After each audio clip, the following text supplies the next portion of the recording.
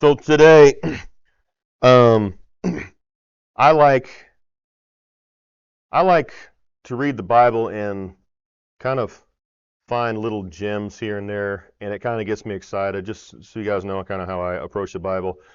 I used to do I used to be one of those guys, and I made myself read the Bible for 10 minutes every night before I went to bed. I did that. You know what I got out of it? Not much. You know what I mean when you kind of force yourself into something like that. And I'm not saying it don't work. I commend people who do that. I think it's awesome. There's definitely worse things you'd be doing with your time, right? But for me, it didn't work. But what does work for me in the Bible is when I'm reading it and I'm going through it and I see progressions in the Bible. I'll see things like you'll be reading something in Proverbs or something, and you'll go through like maybe 4 or 5 verses, and all of a sudden, in 4 or 5 verses, you'll see creation to the law, to age of grace, to tribulation, to millennial reign of Christ, all in 5 chapters, somewhere in the back of the Old Testament and Proverbs. You're like, wow, that's pretty cool, that's neat, and it just kind of makes you want to dive in to other things. That's kind of how I approach it. And tonight is one of those things that I've been working on for the kids for a while, and I'm going to test it out on you guys for once instead of testing it on them. That'll be you guys are the guinea pigs, but um, what's up? But so we're gonna look at is today is the topic is forgiveness, and specifically forgiveness in the book of Romans. And every chapter in the book of Romans has an aspect of forgiveness to it. And I know what you're going to say. You're going to say, of course, Ryan, it's the book that we use for salvation. It's Romans Road and all those things. I get that. And forgiveness is the basis of fundamentally how a Christian is supposed to live their life and do their walk and all these things, right?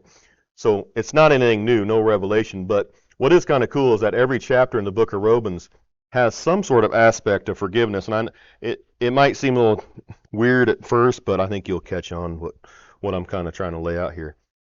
Now, forgiveness is not salvation by any means. I'm not up here saying that forgiveness and salvation is anywhere close to each other.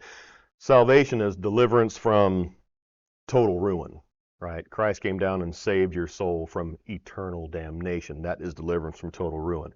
In the Old Testament, when God forgave an Old Testament Jew for their sins, they offered a sacrifice. God forgave them for that sin, and it was actually called remission of sins. It wasn't actually called forgiveness. It was a remission of sins. Much like if you have cancer, it goes into remission. It could come back in a moment, just like your sin could come back. That's why God used different words at different times in the Bible.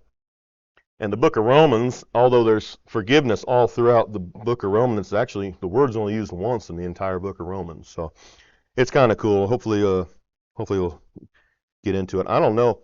I'm going to try to get through all this, but it might be a two-parter because Kyle has another track meet here in a couple weeks. So I have a two-part. So I don't know. I'll have to look online to catch the rest. But so Paul jumps in here in the book of Romans in chapter 1, and right off the bat, he just kind of smacks them. So chapter 1, book of Romans, we're going to title it as this: The Need for Forgiveness. Hope you can read my sloppy hand right now. I can't hardly read it. So, the need for forgiveness. Now, this is not Christian by any means in this Romans 1. He's not talking to the Jews either here. In Romans chapter 1, Paul comes out and he's throwing haymakers and jabs and punches at the lost Gentile world. And he's specifically pointing out the city of Rome, but it also applies to today, what we see today, the depravity and the sin of which people live their lives. Today, we think is so bad. They had it just as bad back in Roman days. Probably more disgusting, actually, if that can make sense. I don't know, the stuff we see on the news every day, it really doesn't make sense, but it was there. So the need for forgiveness, Paul's talking about the Gentiles who can see God in nature. People can see God in everything in creation. They can see him in the stars, they can see him in heaven, they see him in nature, the mountains, the rivers, the oceans. They know that a presence larger than themselves is evident in creation. Whether they want to believe it or not is a completely different story. And Paul jumps in here, and he just actually blasts the depravity of man and shows how crazy their sinful depths will take them. And the need for forgiveness is evident, but unsaved Gentiles, sadly enough, largely enough, don't choose forgiveness. Now you got to understand something, that when Paul writes the book of Romans, a man comes to the head of Rome named Caligula. And everybody's probably familiar with the term Caligula. I don't really need to spend too much time on how depraved and evil and wicked and perverted that guy was. But throughout Paul's lifetime, I'm not sure if he was old enough to remember like the first Caesars. You had Julius Caesar, Augustus Caesar, Tiberius, my third finger don't work without doing this. Anybody else do that? That's just me. Most people, I guess. So you had Tiberius, that's the third guy. He was evil and wicked as you could be. Then he has Caligula. That dude don't get any better. Then he has Nero, the fifth guy. And if you know anything about number 5 throughout, whatever you call it, history, where's the name of that? But he's one of the first types of the Antichrist throughout secular history. And he was very, very bad at what he did. So Paul gets to see Rome in its most depraved state just going downhill. And these Jewish people are like just disgusted, especially the nation of Israel Jewish people. They are disgusted of how Rome lives their life and how they handle things. I mean, when Tiberius comes to power, he not only hates Christians, but he hates Jews as well. He's one of the guys who started throwing Christians to lions in the Colosseum. He wanted to raise an army to go to Jerusalem and wipe them off the map. The Senate leaders in that said no, they wouldn't be funding anything like that, so he couldn't do that. He was famous in history for always having a 10 or 11-year-old boy by his side. Not because he was, big brothers and big sisters either. He was perverted and nasty as you could be. When he was done with those kids, he got rid of them and murdered them whatever he could so they didn't have dirt on him. He came to power, and this guy named Caligula was one of those 10-year-old boys, but he was also had a bloodline, and Tiberius ended up adopting Caligula and kind of raising up in his own. And Caligula got to see all the depravity of the wickedness that Tiberius was famous for. The dude was sadistic.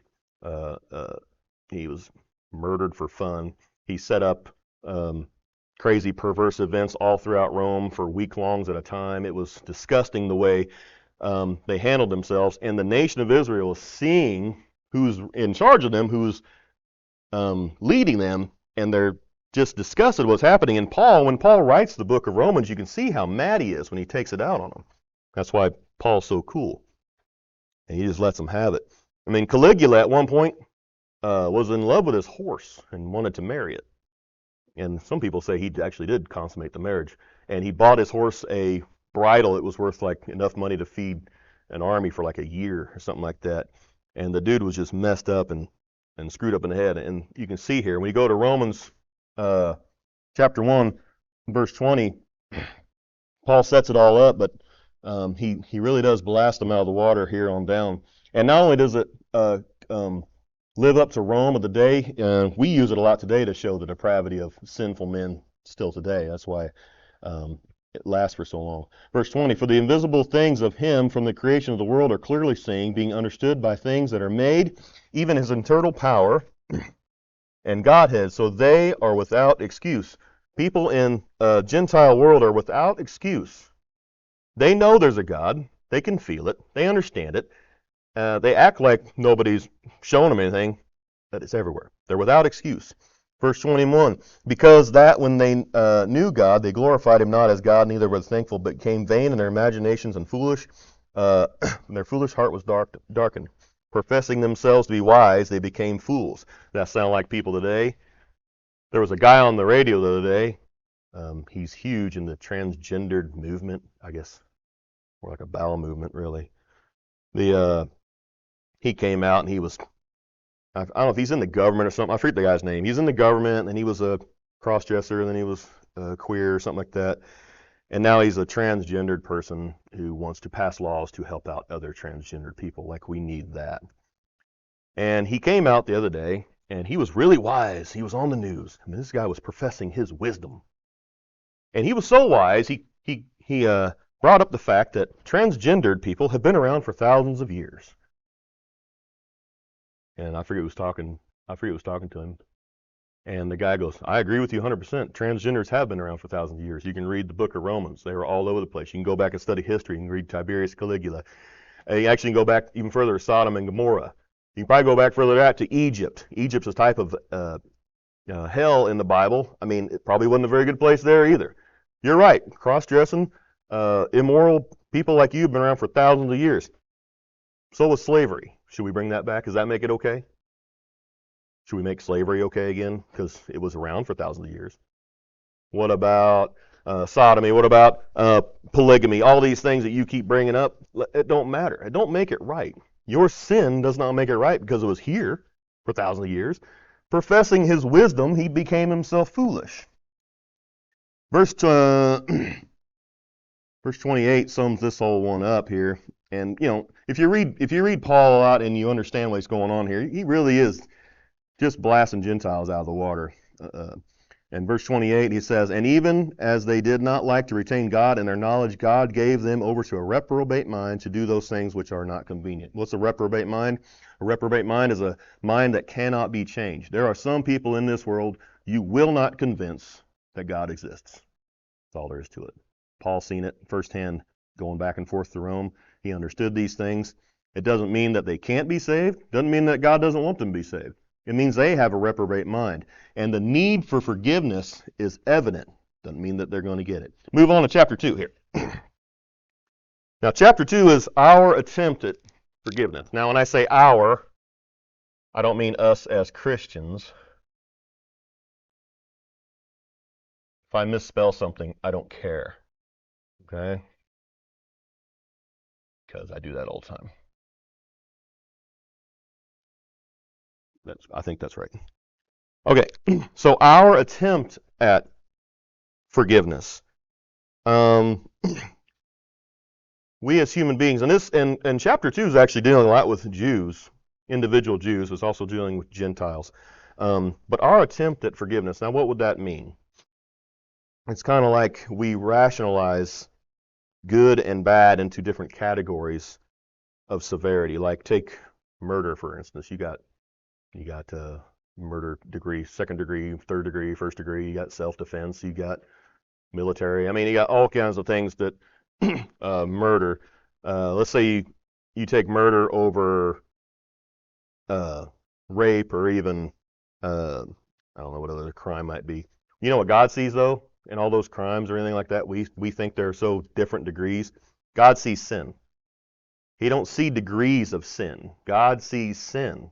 That's a hard thing for us to wrap our head around because we think murderers are murderers and they should be put to the death penalty, and they should.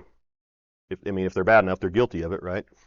But we also see some guy that just made some basic mistake in life or something like that, or take the Bernie Madoff guy who swindled people out of their fortunes, millions of dollars gone.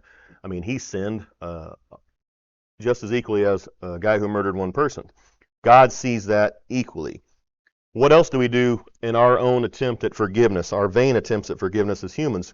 We like to judge each other as a way of making ourselves feel superior in our own actions. Well, she can't be, all that good a mom because, she smokes. You heard that, right? Oh, they drink a lot. We're better than them because they go out to the bar on Saturday nights and they drink. I'm not saying it's right or wrong. I'm just saying that's what we do. Verse 11 and chapter 2 here, we'll read it. And this one is the key when it comes to this judgment thing that we like to pass around. And go down through verses 1, 2, and 3. It talks about judgments of people who are judging against the truth and such things like that. But go to verse 11. For there is no respect of persons with God. For as many have sinned without the law shall perish without law, and as many have sinned in the law shall be judged by the law. For not hearers of the law are just before God, but the doers of the law shall be justified. For when the Gentiles, and this is the fun one here, this is what Gentile people have done out through centuries now. For when the Gentiles, which have not the law, do by nature things contained in the law, These having not the law are a law unto themselves. What's that saying right there? It's saying there's people in this world who do a lot of good things. And they even invoke God in doing those good things. But they hate God, want nothing to do with Jesus Christ, and they become their own God in doing that. It says they become their own law.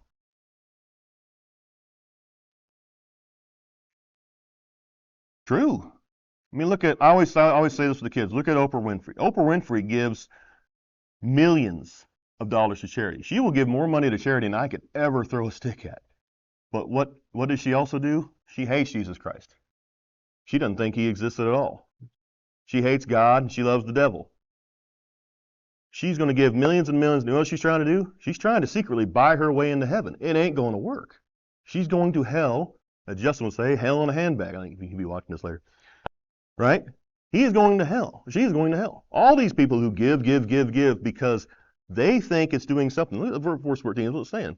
They're judging, or their attempt at forgiving them own sins, doing it their way. They're a law unto themselves. What other verse do I have here? I think that was it. You can also look at it in application, and I think we're trained from little kids. I mean, you guys got very little kids. I raised 2 little kids. I know what it's like. Let's say a little Gunner. You guys all know Gunner. He's kind of wild, right? Let's say little Gunner goes to the playground, and he's swinging on a swing. And a little girl walks behind Gunner, and he comes back and knocks her over. Gunner's mom, just by, I don't know, I guess, habit, what's she going to do? She's going to go over there. She's going to grab Gunner, even though he's not in trouble. He didn't do anything wrong. What's she going to do, though? Gunner, we need to go say we're sorry, right? That's what moms do, right? We all do that. Even though he did nothing wrong, we are going to make this little kid say he's sorry. And what's Gunner going to do? I'm sorry, I hear you. And what's the little girl, whoever he knocked over, going to say? It's okay. It's our kind of a way of getting approval and forgiveness. It's what we're kind of bred to do from a young age. I don't know how many times that Quick Trip or something like that, I'll not hold the door up with somebody on accident, or I'll miss it or something like that, or I'll cut somebody off, and oh, man, I'm sorry. And, even though I know exactly what I was doing, I was trying to get that spot in that cash register for that guy got there, because I'm a very fast-moving dude. But I'll move in front of a guy, and I'll go, oh, I'm sorry. I'm not sorry. Gunner wasn't sorry. He wasn't going to be sorry. It's our attempt at forgiveness. It's what we think is right or wrong. It's not even sorry. The train derailment in East Palestine, right? Everybody knows that one in Ohio? They have a guy, the train company has a guy that sat on stage, and 60 or 70 people came up and just chewed that dude down to a nub. You know what he said to everybody? Well, I'm really sorry about this. I'm really sorry. You think he's sorry? That guy's getting a paycheck to sit there and get his butt chewed. You know why? Because nobody else, the CEOs down, want to do that. What did the CEO have to do? The CEO had to go to Capitol Hill, and he had to give his own testimony to what happened. You know what he said? I'm sorry. And you know what we do? It's okay. Anytime a CEO or somebody does something wrong or evil or screws something up, what does Congress come out and do? That guy must apologize. What's that do? He's not sorry. It's a dumb thing. It's just our attempt at what we're supposed to do. Now, I'm not saying little kids shouldn't say they're sorry when they accidentally hurt somebody. I'm just saying there's an example. Okay. All right, go to Romans 3. Forget I wrote this down. Romans 3 is how God forgives. So this is jumping over to God's side of things. So it's how we look at forgiveness, and what God forgives is nothing close to the same thing. I didn't write this one down very well. Can't read it. I think it's Isaiah 1, verse 11. God gets really sick and tired of all of the sacrifices that nation of Israel is making all the time. He's saying that they're doing all these sacrifices, they're doing these things, but they're not doing it with the right heart attitude. They're doing it because it's become tradition. Sound familiar, Catholics? It's become sort of tradition. Every Sunday they walk up and open their tongue and drink some wine. It's a tradition. They're supposed to take the Eucharist and have a solemn occasion and pray for the sins that they've accrued, and pray for forgiveness of sins. But it becomes repetitive. That's why the Bible's clear over there in 2 Corinthians 13, whatever chapter it is, that it has to become a solemn occasion, a solemn affair. You can't just make it repetition. Paul warns for that. But how God forgives us. This is an easy one. It'll go pretty quick. Look at 24. Romans 3, verse 24. For all have sinned and come short of the glory for God. If you're leading somebody down the Romans road, this is usually the first thing you go to, right? You want to understand that they are sinners. For all have sinned and come short of the glory of God, being justified freely by his grace through the redemption that is in Jesus Christ. How does God forgive? Justification through the redemption of Jesus Christ, whom God has set forth to be a propitiation through the faith in his blood, to declare in righteousness for the remission of sins that are past through the forbearance of God. Christ has become our propitiation to declare righteousness, to remove sins that are all in our past. And we don't have to worry about them anymore in our future, as long as we, do what's right and declare those things. Verse 26, I say at this time, his righteousness, that he might be just and the justifier of him which believeth in Jesus. All right, you got the just and the justifier. All you have to do is believe in Jesus. There's no gray area here. There's no degrees of sin. You see that? All have sinned. God is pretty clear on this.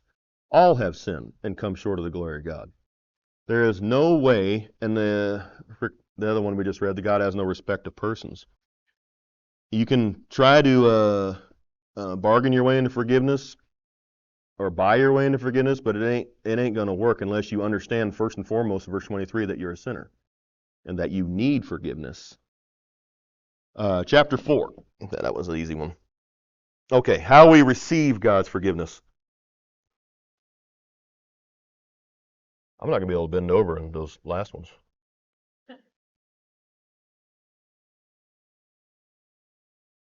I was actually in Fort Riley, Kansas today. About 3 hours. I was right. Don't tell me that. I was just there. Base is nuts, man.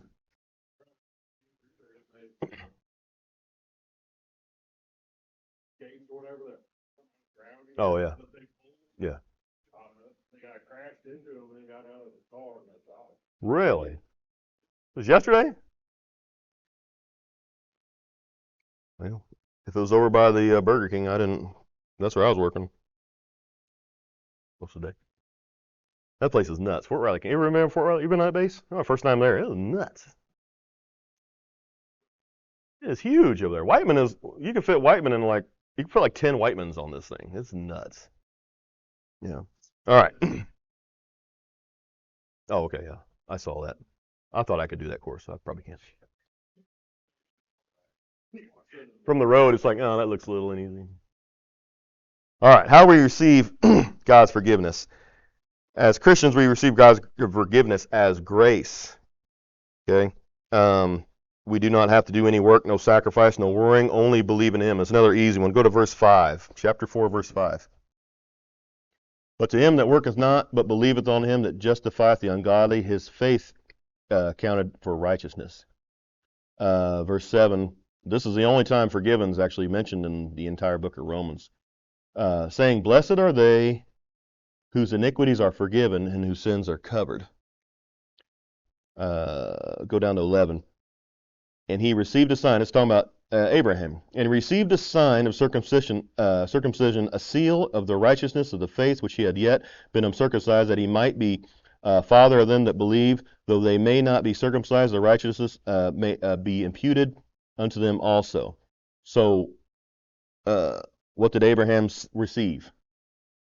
He received a sign, right? It wasn't that Abraham's righteousness or his seed even is the promise that his promise continues out through his whole family name. It was the righteousness. That's what happened with Abraham. Verse 16, therefore it is of faith that might be grace to the end of the promise, might be sure all the seed, not only that which is the law, but all that which is the faith of Abraham, who is the father of us all. So the promise is actually given because of the righteousness. It wasn't just given to the seed, it was given to the righteousness of Abraham. All right, Romans 5. How deep our need forgiveness goes. Now this goes to us Christians, and not just Christians, people who are literally on the brink of deciding, or they're feeling the stabs of conviction, and they're deciding what they need to do.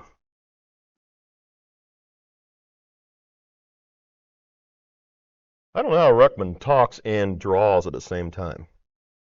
I can't talk and write words. Okay. How deep our need for forgiveness goes. Talking to the saved. Verse 8.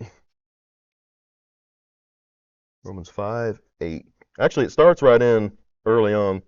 But 5:8 says this: But God commendeth his love toward us, in that while we are yet sinners, Christ died for us. And go back to verse 1, 2 and 3. Therefore, being justified by faith, we have peace with God through our Lord Jesus Christ, by whom also we have access in faith unto this grace wherein we stand and rejoice in hope of the glory of God. And not only so, but we glory in tribulations, also knowing tribulations worketh patience, and patience experience, and experience hope. We didn't have hope before we got saved. You might have been happy. You might have had a good job, good family, good wife, good husband. You might have had everything you wanted in life, but you didn't have any hope for your future. The only hope you had was to die, buried, and go to the ground. That's no hope at all for a lot of people. They don't understand that, though. But as a Christian, when you understand your need for salvation is because you don't want to spend eternity in hell. That's it. Why do you get saved? There's a simple answer. You don't want to spend eternity in hell. There really ain't much more you can say to that. That's it. You can say, I want to be a better person, all this and that, but it has to grab you at some point that you could spend the rest of your life, or your soul could spend the rest of eternity in hell. That way it has to motivate you. That's how deep this thing needs to get to. And why? Christ still died for us, but we were yet sinners. We're not worthy of salvation. I'm not worthy of salvation. Verse 8 says we're all sinners, but he died for us anyways. Verse 9, much more than being justified by his blood, we shall be saved from wrath through him. It says blood atonement. For if we were enemies, we were reconciled to God by the death of his Son, much more, being reconciled, we shall be saved by his life. That verse says something must die to be accepted by God. Something must die to be accepted by God. What was Adam's, when Adam sinned and fell, what did he do? He ran and hid. He tried to hide. And then he tried to cover up his sin. But he tried to cover up his sin with a piece of poison ivy. It ain't going to work. I was like, that ain't going to work. That's poison ivy, bro. You don't want that there. Okay? You got to have something else. You got to have some rabbit skin or something. You don't want poison ivy where you got it. All right? Adam tried to hide. I liken this thing to how deep our need goes. When my son Cole got saved, we had gone to this camp. It wasn't the camp that Caleb was at, but it was the year before that. I think he was 4th grade, little bit on the young side. And if anybody knows Cole, then Cole was real dumb. He was a dumb kid, sweet kid, dumb. He's dumber than a stump, you know. Just don't tell my wife that, but he's a dumb kid. Nice guy. Caleb was dumb at that age too, real dumb. They're all dumb. All them kids back there are dumb. There's a couple smart kids. I think Gunner's a genius, honestly. I really do. I look at that kid, and you got to be careful on Gunner. He's staring at everything. He knows everything you're saying. But Levi's smart too. He just likes to act like he's dumb. But, so it was 4th grade. We were up at this camp, and I was a volunteer at this camp for the elementary kids. And I think it was we started at 2nd grade, maybe 3rd grade, and we went to 6th grade. Same here, same elementary thing. And me and another guy were in charge of, I think, 30 kids, all total. And there was another group of about 30 kids that 2 other adults were in charge of. And this guy had preached a good sermon, and one of Cole's buddies raised his hand, and he wanted to get saved right there at the altar, you know. And all of a sudden, that triggered all the little boys wanting to get saved, you know. They all raised their hand, and the girls raised their hands, and some of the people raised their hands. And man, it was a great time. We were all Chapman clearing, and I had only been saved maybe I want to say 3 years, maybe 2 years at the time. I was pretty wet behind the ears, but I was still excited and gung ho. I was like, yeah, sure, great. So we went with one little boy. I forget his name was Carter, and we took him out and led him to the Lord. I took him down Romans Road, and he answered all the questions crisp, sharp, and you could see in his face that he was needing it because his eyes were just there. You could see it. So me and Cole go out later. Me and Cole go out, and we sit in this field, and I have the Bible out, and I'm reading a couple verses, and Cole's just kind of regurgitating what he heard in Sunday school. He was just saying words. He was saying words that I wanted to hear because I'm dad, and he was saying words that I wanted to hear, and I was sitting there going, okay. And we must have went through a few verses, and and he's saying some words. He was saying all the right things, but you can see it wasn't no big deal. And I shut the Bible, and I didn't want to either. I was real upset about it. I was like, hey, buddy, let's not worry about this right now. Go play with your buddies. Okay. Gets up and runs. Goes and plays kickball. Ain't no big deal. I was like, huh. Andrea was mad. She goes, you didn't lead Cole, right? He wanted to. He raised his hand. Oh, yeah, he raised his hand. She goes, I go, yeah, but all the little boys raised their hand. They all did. I mean, I'm not saying it was right or wrong. I'm just saying they all raised their hand at once. And, Cole, just wanted to be part of the group, Fast forward about 6, maybe 8 months. It was a while. Cole comes into our bedroom, and he's really upset, and he's crying. I mean, it's been a while. July. Yeah, it might have been about 8 months. And he was upset, and he had tears. And Andrew's like, what is wrong, buddy? He'd been sleeping, too. It was about 11, so he'd been sleeping a couple hours. And he was crying, and he's like, if I die, I don't want to go to hell. And he said it loud, boisterous, like that. And I was like, whoa. Wow. This is different. This dude is convicted. He's a little kid. I don't know how old fourth graders are, 9, 10, somewhere around there. And he really wanted to be saved right then and there on the spot. And he was not going to let us go. And that's how I knew he was ready. That's how I knew the need was there. He needed it. He wanted it badly. We weren't pushing it. I didn't say anything else after that camp about salvation. I didn't push him. We didn't even talk about it. I mean, I was still wet beyond ears. I didn't know how to kind of even approach this thing. I was kind of hands off. That kid and the Holy Spirit got it done.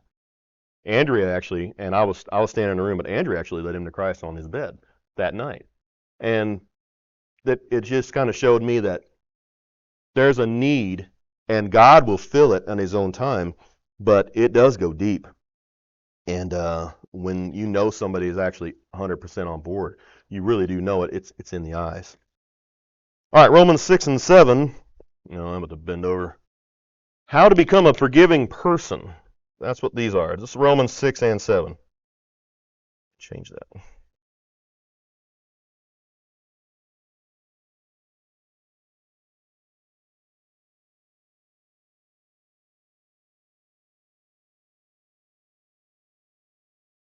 The old hands are clamping up here. Okay. This one is great. It's kind of convicting, actually. Not that I mean to preach on a Bible study night. I'm not going to, don't want to, but this one is kind of awesome. Go to verse 17. Romans 6:17. And there's actually a ton of verses in this Romans 6 and 7 on how to deal with other people and how to understand more or less who you're dealing with. Verse 17 says, but be thanked that ye were servants of sin, but ye have obeyed from the heart that form of doctrine which was delivered unto you. How were you saved? By doctrine. Whether you heard a sermon, or somebody invited you to church, or you listened to something online, it's all doctrine. It could be an inspirational sermon, it could be a practical sermon. Guess what? It's doctrine. Okay? It's doctrine. Hopefully it's the right doctrine, the correct doctrine. I would say it probably is. If you're going to get saved, it's usually from this book right here, the King James. But it's doctrine that saved you. Kind of cool. Now, understanding doctrine after you get saved, that's on something you're supposed to do. 18, Being then made free from sin, ye became servants of righteousness. I speak after the manner of men, because of the infirmity of your flesh. For as ye have yielded your members servants unto cleanliness, and to iniquity unto iniquity, even so now yield your members servants to righteousness unto holiness. So now that you're saved, your body and your members are supposed to actually do the work of righteousness. Verse 20. For when ye were servants of sin, ye were free from righteousness. What fruit had ye then in those things whereof ye are now ashamed? What things did I do in my younger life? And you guys have heard some of my testimony. When I was a younger kid in my 20s, 18, 19, I grew up in Warrensburg. There's nothing to do in Warrensburg when you're in high school except drink alcohol. Marla? Okay. Yeah. You've seen us. You know the townies. Guess what? I was the townie who cruised the strip every night, and she knows. That's what we did. And there's nothing to do in that town. But there is, but I chose that, right? And it said, what fruit did you bear that you're now ashamed? I was ashamed of a bunch of things I did back in the day before I was saved. You have to be. There was a buddy of mine, his name's David Sapp. His dad was a big alcoholic. I mean, epic. And David did not want to drink alcohol because he was scared to become an alcoholic because it's, hereditary or something. What do they call it? Hereditary? Is that what it's called? Okay. I don't know. So he didn't want to. What do I do as the big jock, jerk? I pushed him all the time. We hung out a lot in the same circle and group. He was always the cool kid who drove everybody around. But I pushed him, and finally he started drinking. I came back one day. I think I came back from K-State, and sure enough, there's Sapp over there drinking a beer. And you know what? I didn't like it. I didn't like what I did to that kid. I mean, kid, he was actually older than me, but I just didn't like it. I bullied this kid into doing something he didn't want to do. I was ashamed of it. I'm ashamed of it now. It's his choice ultimately. But that's what it's talking about. What fruit have you had of those things? Verse 22. But now being made free from sin and become servants to God, ye have your fruit unto holiness and the end everlasting. What do you produce now? I like to say this. I say this to the kids in the back all the time. If I see a knucklehead out in the world blaspheming God or church or, one of those guys with those big vape pens or something like that, blowing choo-choo train smoke in your face, I hate that. I mean, you're just walking through a fight, you're like, dude, why? I was in Home Depot yesterday. There was a guy sitting there. I mean, it looked like a Bob Marley concert trying to get into Home Depot. You're like, dude, what are you doing? I don't want to walk through this. You know what I say to myself? That is a knucklehead, lost person Gentile. He's doing what he's supposed to do. What am I supposed to do?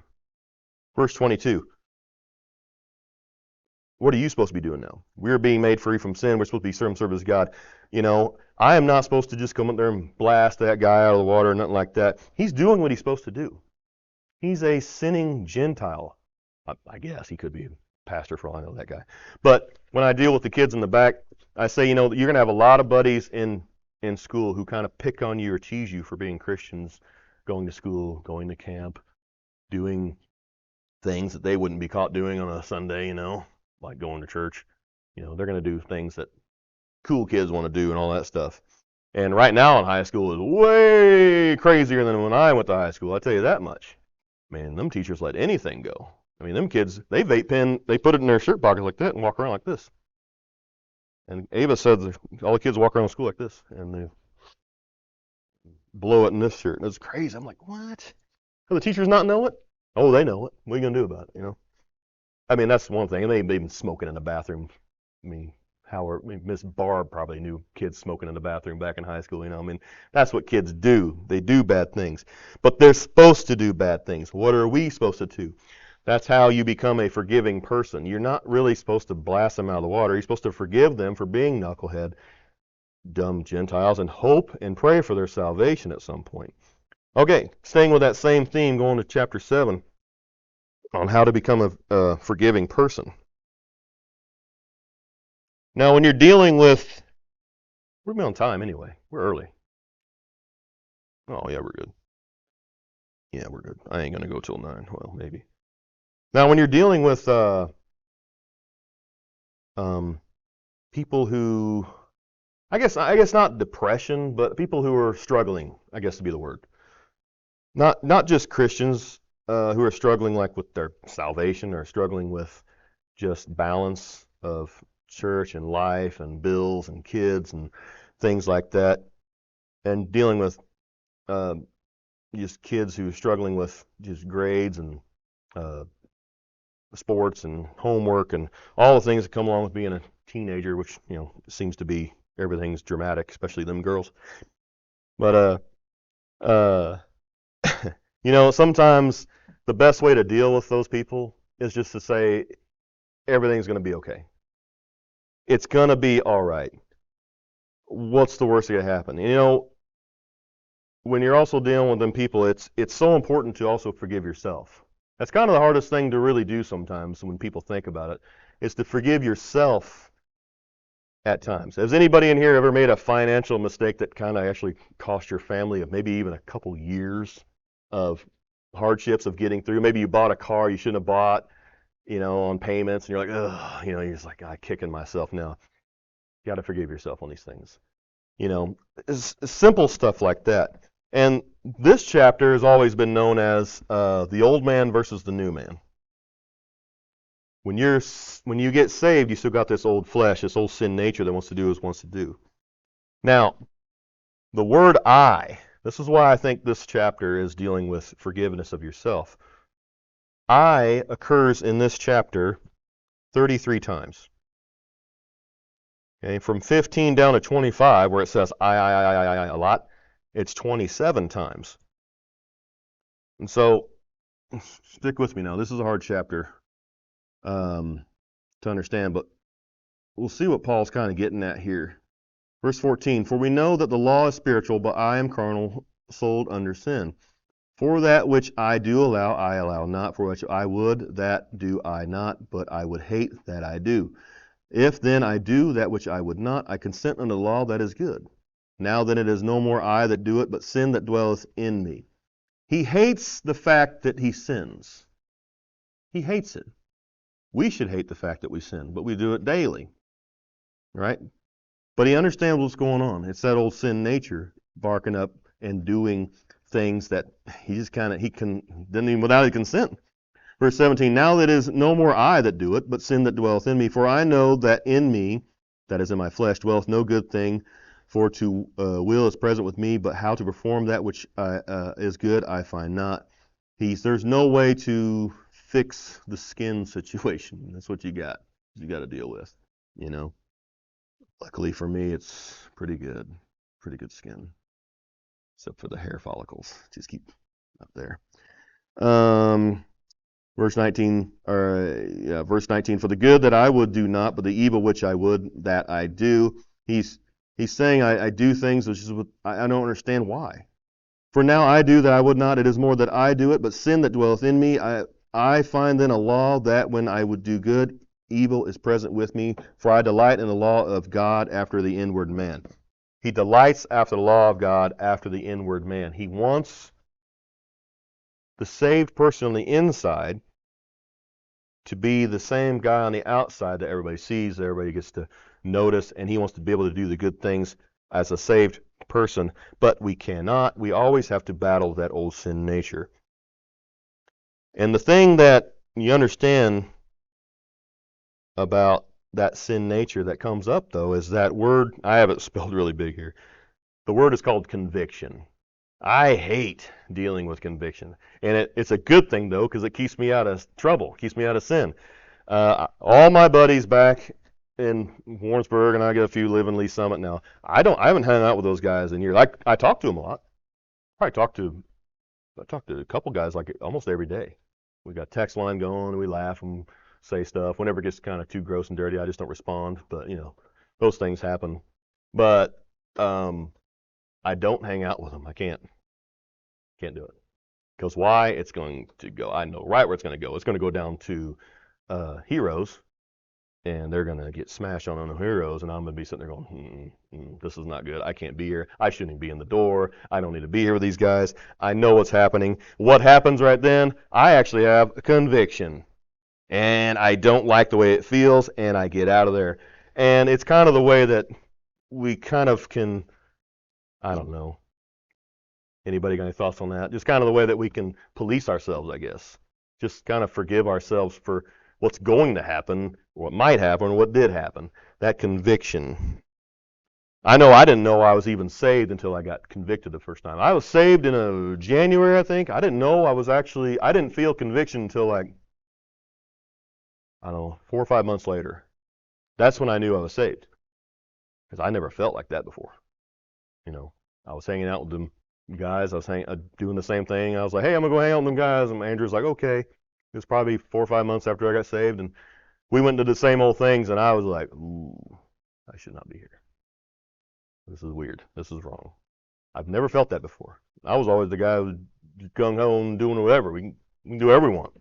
You know, not this time. I had to get out of there, and, you know, I slowly had to distance myself from that stuff because of that word conviction.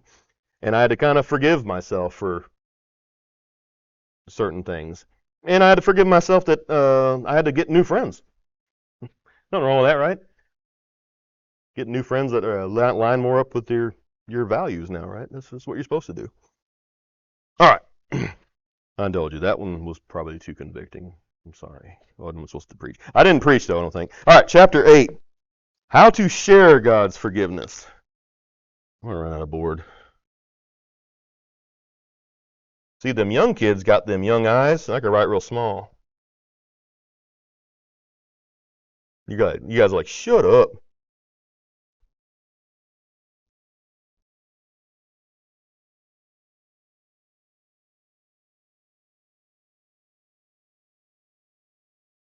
I don't know what she's doing back there.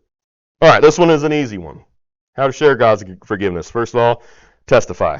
Testify about God. Testify about everything He's done for you. Verse 12, chapter 8, right? Chapter 8, 12 through 15. It says this. Therefore, brethren, we are debtors not to the flesh, to live after the flesh. For if ye live after the flesh, ye shall die, but throughout the Spirit do mortify the deeds of the body, ye shall live. For as many are led by the Spirit of God, they are the sons of God. Verse 15, for ye have not received the spirit of bondage again to fear, but ye have received the spirit of adoption, whereby we cry, Abba, Father. You're supposed to cry out your adoption. God saved you. God did a spiritual circumcision on you and set you apart, quickened you. You're supposed to cry out, testify to people. Verse 16, and how do we show it ultimately? How do we show who God is, and how do we show God's forgiveness to the world? Verse 16 is the kicker for me. It says this, the Spirit itself beareth witness with our spirit that we are the children of God. Your spirit and God's Holy Spirit align and show who He is, that you're the children of God. That's how we share it. It's easy. It's simple. Our spirits project out of us to other people. Like I say, people should know that you're a Christian. They should know it. If they don't know it, they should be able to see it. Like I said, if I do go out with some of those guys and stuff, we do go down to like Buffalo Wild Wings, watch a basketball game or something. I will, if I do sit at the bar, I have a bottled water to make sure that people don't think it's vodka or gin in that glass. You know what I mean? I can't have it. I want my spirit to project out. Even small things like that. People can judge you. I had my accountant, I might have said this last time, my accountant was giving it to me that he goes, oh, you can drink, you don't drink beer anymore? I was like, nah, I haven't done that for years, Brian. It's been years. He's like, well, you can do a little bit. I go, man, I'm a youth pastor now. I can't be drinking alcohol. Bad. He goes, I don't think in moderation anybody will care. I go, put it this way. Let's put it this way. I don't think anybody in this room would care if they saw me drink a beer. But if I'm sitting at a bar in Buffalo Wild Wings and a couple of these parents with kids in my youth group come up there and I'm bellied up to the bar and slamming beers, do you think that they would trust me leading their kids spiritually in the back, the youth? Would you have a little problem with that? I'm saying if you're in the ministry, I'm not saying if you're just some guy just hanging out here in the church. I'm saying if you're in the ministry, I'm in the ministry doing the work. That's a different deal. I can't put myself in those positions. Not to mention Timothy, the whole book of Timothy about deacons, what you're supposed to do. I can't do those things. I just can't. Not that I want to, but I can't. you have a different thing going about you. But either way, you're a Christian. You're supposed to line your spirit with God's spirit to let people know throughout the world that you are a child of God. And what do we share? Verse 17 and 18. If children, then heirs, heirs of God, and joint heirs with Christ, also, if so be that we suffer with him, that we may also glorified together. Verse 18, for I reckon that the sufferings of this present time are not worthy to be compared with the glory we shall be received in us. That's a promise right there. Verse 18 is a promise. You're going to go to heaven someday. And the present sufferings of what we're going through there in this crappy lifetime on this planet, nothing to be compared with the glory we shall be received in us. You are sharing promise. You're sharing the gospel, the good news. All right. Romans 9, 10, and 11 are also together here. And that's God's plan for forgiving sinners. Now, well, I'm not going to bend over all the way. Let's come to sinners. God's plan for forgiving sinners. Now, when you're reading the book of Romans, for those who may not know, when you're reading the book of Romans, it's written to the Gentiles, and it's our handbook to go back through when you're dealing with issues of Gentiles and Christians. But when you get to Romans 9, 10, and 11, Paul does an about face, and he talks about the nation of Israel for 3 chapters. Okay? Got to be careful with the book of Romans. It's not as bad as the book of Acts, but the book of Romans is Gentile individuals, Jew, Gentile, stuff like that. But then it goes to the nation of Israel as a whole in 9, 10, 11. Be careful with that when you're understanding this book. All right. So he does a brief history lesson on the law and the nation of Israel. Then he goes back after and he goes back to Christians again. Actually, the rest of the book after this is mostly about Christians. But God has always had a way to save the nation of Israel. In chapter 9, verse 4 and 7, or 4, I wrote that down wrong. Oh, no, it's 7 here. In chapter 9, Jews experienced righteousness. Okay, they experienced neither because they are the seed of Abraham, they are all children, but in Isaac they shall thy seed be called. That is, that which they are children of flesh. These are not children of God, but the children of the promise are counted for the seed. So through Abraham, they experienced righteousness for a time. But then in chapter 30, or verse 30, it says this. Verse 30 through 33 says this. What shall we say that the Gentiles which followed not after righteousness have attained to righteousness, even the righteousness which is of faith? But Israel, which followed after the law of righteousness, had not attained to the law of righteousness. So here on down, there was a falling away. Israel for a time, Jewish people for a time, had righteousness. They experienced it through the seed of Abraham. But they fell away. Why? Verse 32, because they sought it not by faith, but as by works of the law, for they stumbled at the stumbling stone. They just stumbled every time. Every time Israel was set right by God, they stumbled. They stumbled. The whole Old Testament is about them getting right and then falling back apart again. But look, Paul was so, I guess, upset about this. Look what he says here. Verse 3, chapter 9, verse 3. For I could wish that myself were accursed from Christ for my brethren, my kinsmen, according to the flesh. Paul actually says in that verse, he had a burden so much for the nation of Israel that he would go to hell if he could save the nation of Israel. Isn't that crazy? He actually said if I was accursed from Christ for my brethren and my kinsmen, he would do that. He would go to hell for the nation of Israel. That's crazy to me. But all right, chapter 10, verse 9 and 10. This is where you ultimately go when you end up in Romans Road anyway.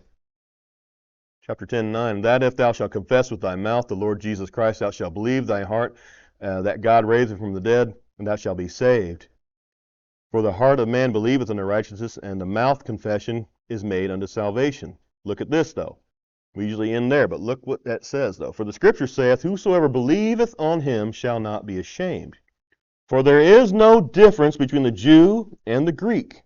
For the same Lord over all is rich unto all that call upon him. Jews still today, even today, I guess, can become Christians. Gentiles obviously can become Christians. Jews back during one time when Paul wrote this thing, they could become Christians. There's no difference between the Jew and the Greek. They can call on the Lord and become Christians right now. They don't do that though. Well, the Jews don't do that. Few of them do, but not much. They like the law for some reason. To be a practicing Jew today, you have to do all the sacrifices and the atonements and the feasts and all that stuff. And you know what it does? God's not in that dispensation. It's nothing. It's nothing. It's filler. They're doing nothing. And it's horrible. But they have a chance. God has a plan to call out. So he had a plan for the nation of Israel to obtain righteousness through Abraham. He has a plan here in chapter 10, verse 9 and 10 for them to still call out and become Christians. But they don't. Chapter 11 is the restoration of the nation of Israel. You say, how can they have a restoration if they're not accepting of their righteousness and they're not accepting of Christ? Chapter 11, I did not write down the verse 5. Even so, then, at this present time, also there's a remnant according to the election of grace. Verse 1, it says this, I say then, that's what I meant. Verse 1, they say this, hath God cast away his people? God forbid. I am also Israelite of the seed of Abraham, the tribe of Benjamin. God hath not cast away his people, which he foreknew. Wot ye not the scripture say of Elijah, how he maketh intercession to God against Israel, saying, and it keeps going down what they're saying, God did not cast away Israel forever. Verse 5 says there's going to be a remnant. Now, what people don't like to understand, and my wife hates it when I say this, from the cross to the tribulation, the Jews who died in that time period, even though they did the sacrifices and all that stuff, are going to hell. Unsaved Gentiles who died in that period are going to hell.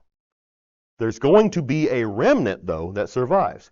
That's the nation of Israel that's still, Kyle likes to go down, they're going to St. Pietro, they're coming back up after the tribulation period. For God has never been about the numbers. And today, God isn't about the numbers. He's not about the numbers of people. He's not about the numbers of Christians. God's about the quality of Christians. Amen? God wants the quality to be there. It's not about the numbers. Never was. If it was, the nation of Israel should be, 7 billion strong, but somehow they keep getting wiped out. Every couple thousand years, they just keep getting wiped out. Wiped out. They're going to get wiped out again in the tribulation period. Not many of them are going to make it. No Gentiles are going to make it. Maybe a couple. I don't think so, though. All right, chapter 12, That was 9, 10, 11. Yeah, chapter 12. I'm not going to flip this over. That was 9, 10, and 11, by the way. I screwed that up. All right, I'm going to erase this because I'm not going to bend over. All right, chapter 12 is the one I hate.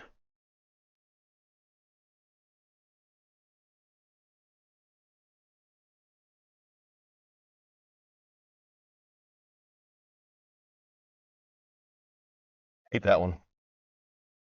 How to forgive our enemies. I don't like it. I didn't like writing it. It's also an easy one, though. It starts out pretty quick. It says, verse 21, 12:21. Be not overcome of evil, but overcome evil with good. Right? That's how you forgive your enemies. Verse 14 says this, bless them which persecute you, bless and curse not. I can't cuss people out anymore. It's not true. Verse 15 says this, rejoice with them that do rejoice, and weep with them that weep. Be of same mind and toward one another. Mind not high things, but condescend to men of low estate. Be not wise of your own conceits. Verse 18 is the one I use a lot when dealing with stuff like this. If it be possible, as much lieth in you, live peaceably with all men. It says, if it be possible. If it ain't possible, don't be around them. There are people in your life, you're going to be like oil and water, man. There's a lot of people. There's people right now I don't like. I don't want to be in the room with them.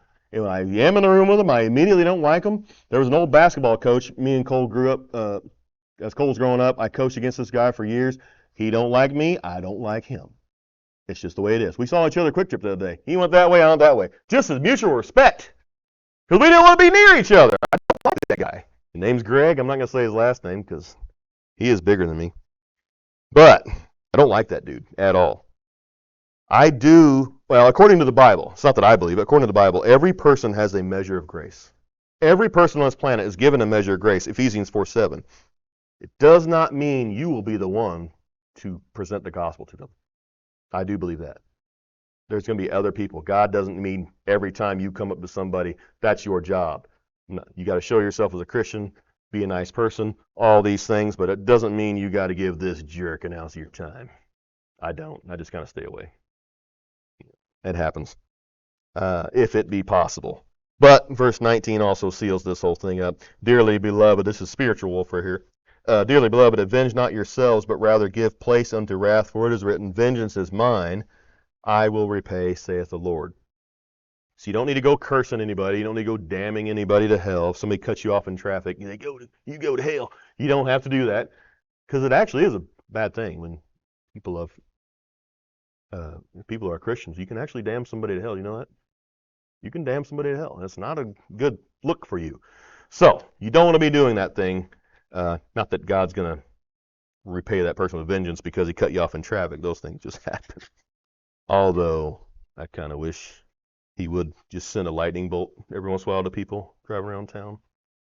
All right, chapter 13. I don't like this one either. It's forgiveness and the government.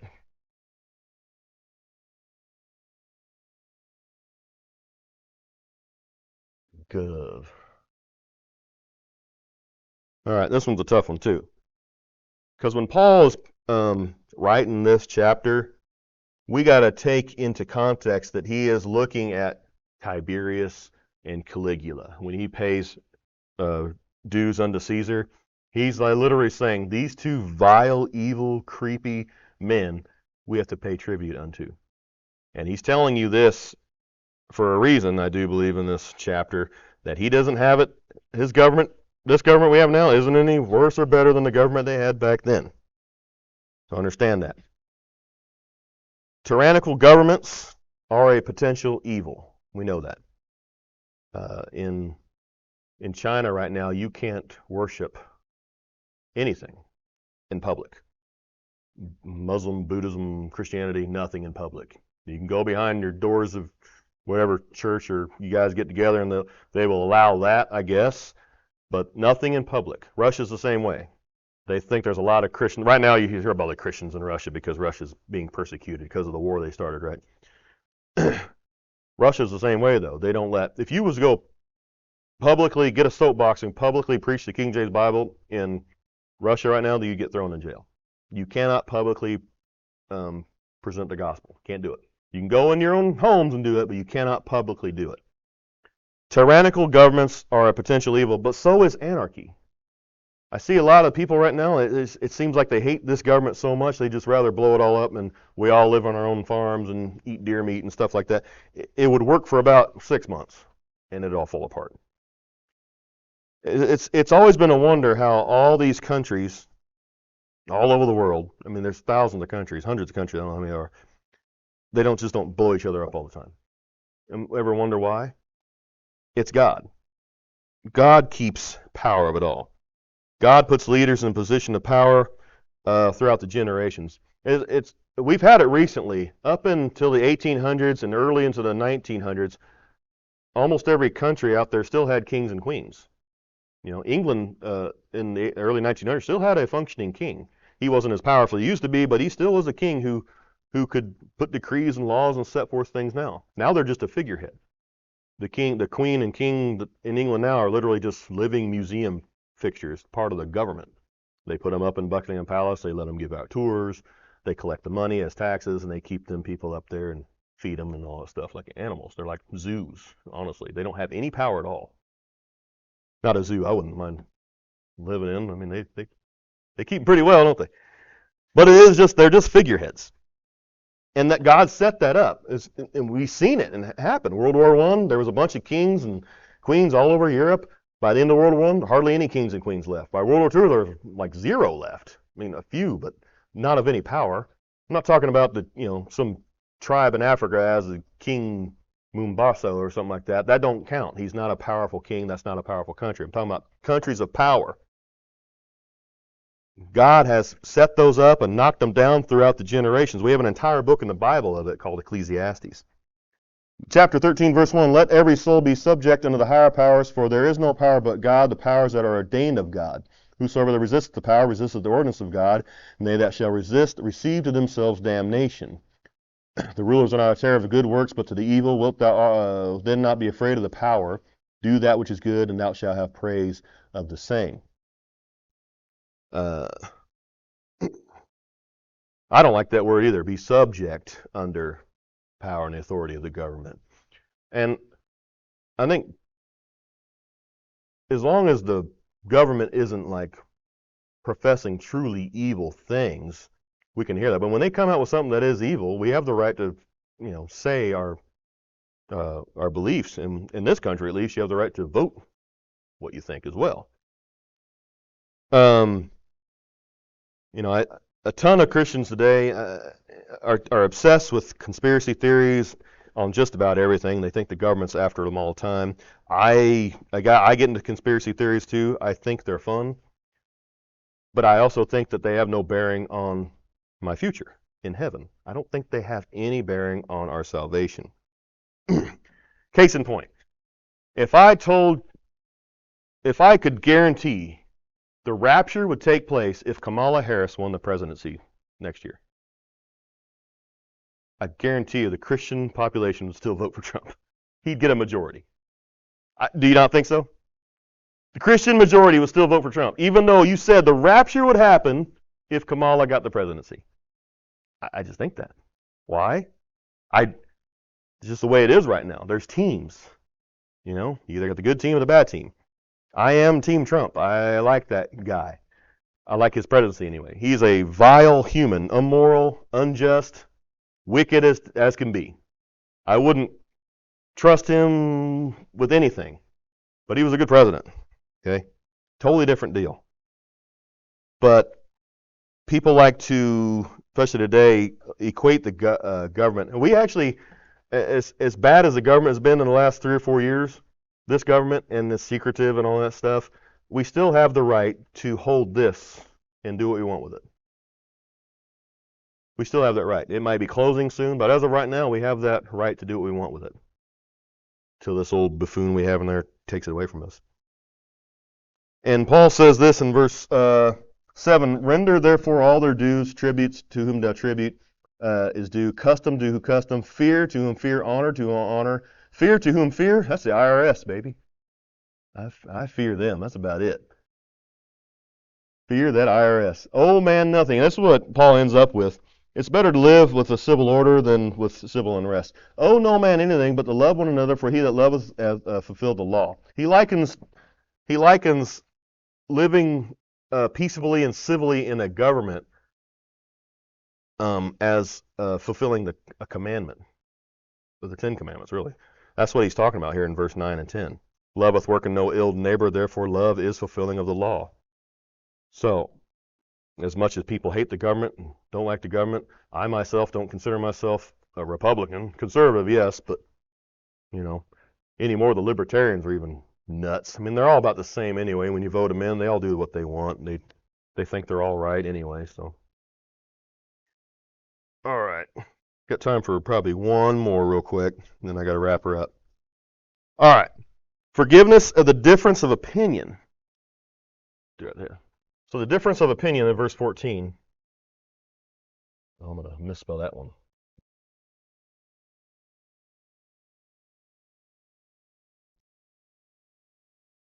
Then I want to end on the government one. All right, this chapter deals a lot with, I think anyway, you late, bro?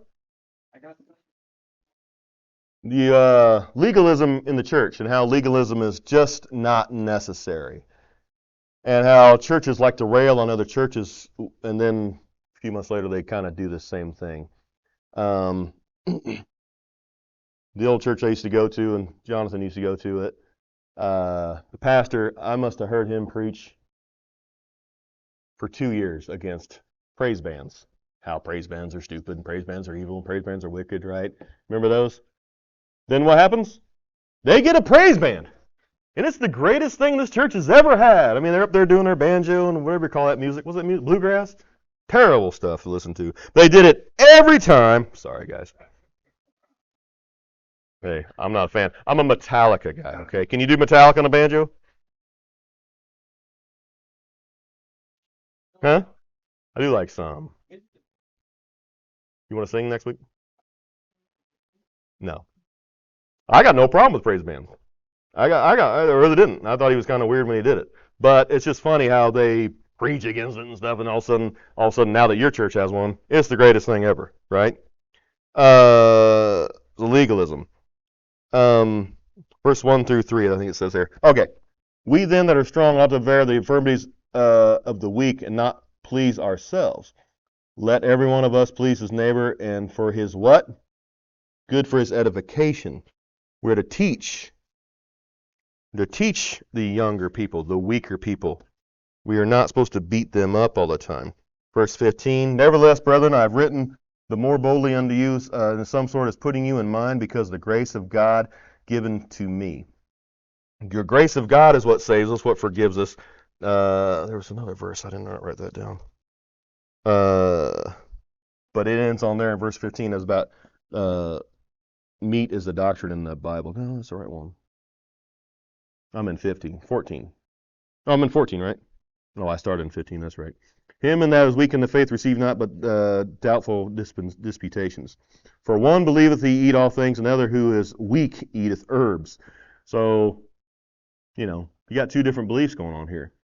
Let him not eateth, despise him that eateth not. Let him not eateth, which eateth not, judge him that eateth, for God hath received him.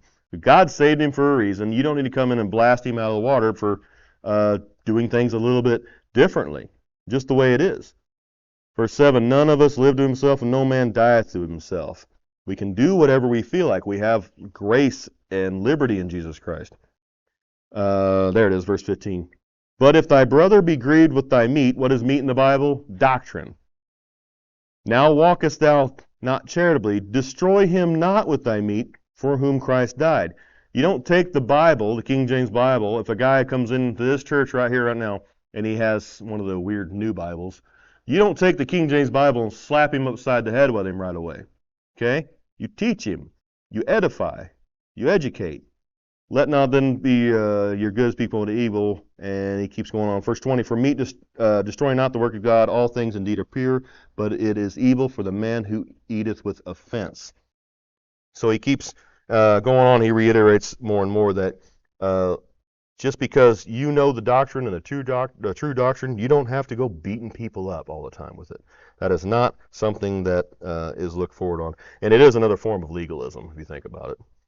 And I am very big on watching out for legalism. I don't like it when it rears its ugly head. And I kind of want to do what I can to snuff it out. So that's it for tonight. I got more, but hey, no big deal. We're going to pray it and we'll be dismissed.